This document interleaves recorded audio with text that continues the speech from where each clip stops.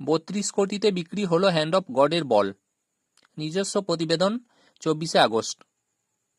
Diego মারাদোনার hand of God football ইতিহাসের অন্যতম বিতর্কিত গোল।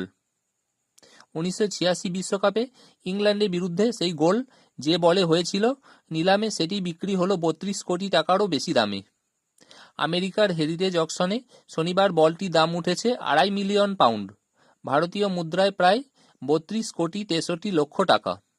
যদিও নিলামের আগে প্রত্যাশা ছিল প্রায় 80 কোটি টাকায় বিক্রি হওয়ার। মেক্সিকোয় 1986 বিশ্বকাপের কোয়ার্টার ফাইনালে ইংল্যান্ডকে 2-1 গোলে হারিয়েছিল আর্জেন্টিনা। গোলরক্ষক পিটার শিলটনের মাথার উপর দিয়ে হাত দিয়ে বল জালে পাঠিয়েছিলেন মারাদোনা। রেফারি গোলটি বৈধ ঘোষণা করেন। ম্যাচের পরে মারাদোনা বলেছিলেন, গোলটি হয়েছিল মারাদোনার মাথা আর ঈশ্বরের হাতের সাহায্যে। টিউনিসিয়ার রেফারি আলী বিন নাসের সেই ম্যাচের অ্যাজটেকা বলটি নিজের কাছে রেখে দেন। 3 দশকেরও বেশি সময় সেটি তার কাছেই ছিল। তিনি লিখিতভাবে জানান, এই বলটি ব্যবহৃত হয়েছিল। আমার সংবাদ পাঠ এখানেই শেষ হলো।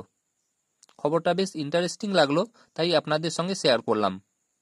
কেমন লাগলো অবশ্যই কমেন্ট করে জানাবেন। ভালো লাগলে আমার চ্যানেল সাবস্ক্রাইব করে নেবেন। ধন্যবাদ।